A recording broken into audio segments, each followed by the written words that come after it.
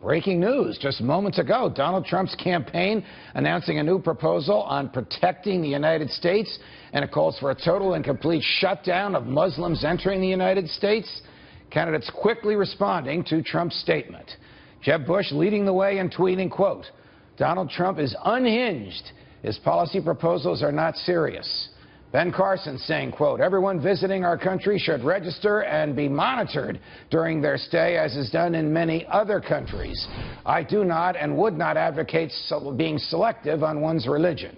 Chris Christie saying, quote, "Again, this is the kind of thing that people say when they have no experience and don't know what they're talking about," referring to Trump. "We do not need to endorse that type of activity, nor should we." Martin O'Malley for the Democrats tweeting, "Removes all doubt. He's running for president as a fascist demagogue." That's the first time we've heard that phrase publicly used in the debate. Republican Governor John Kasich of Ohio releasing this statement. "This is just more of the outrageous divisiveness that overcharacterizes his every breath, and another reason why he is entirely unsuited to lead the United States of America." And Senator Bernie Sanders tweeting, "The U.S. is a strong nation when we stand together. We are weak when we allow racism and xenophobia to divide us."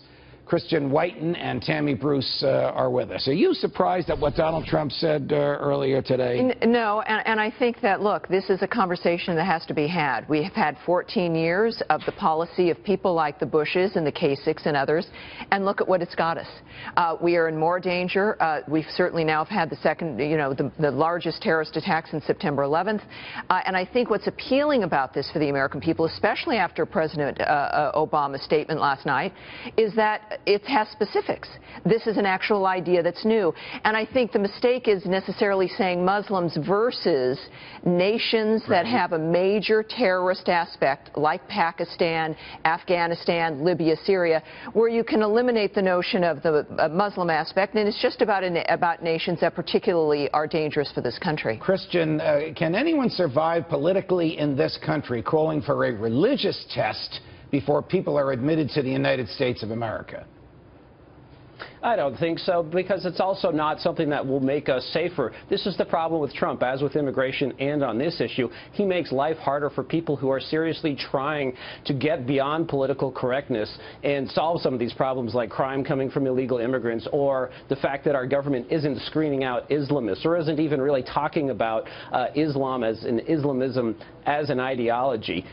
So really he's just writing talking points for Hillary Clinton. And it's not just the sort of moral reason why we shouldn't be saying these things. It's also just wouldn't be effective. It makes the haystack too big to search through if you put 1 billion Muslims into that. We need to screen people based on behavior, based on travel, based on whether they want Sharia, based on whether they want to subvert the United States, not on just their religion. Is he taking polls? Is something telling him that this is going to resonate, or is this just Donald Trump speaking from deep down inside himself? I don't think he's as much of a politician to be doing this based on polls, but he's recognizing that we've got to have some kind of an idea. Al-Qaeda declared war on us in 1993. We clearly are at war with ISIS.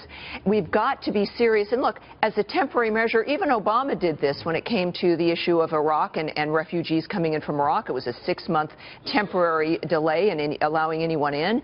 This is about national safety. Now, we can demagogue it all we want as politicians, but it's got to be thought about when it comes to who the enemy is and whether or not we can catch our breath to be able to deal with the issue seriously. Christian, did you have any problems with the president's speech last night?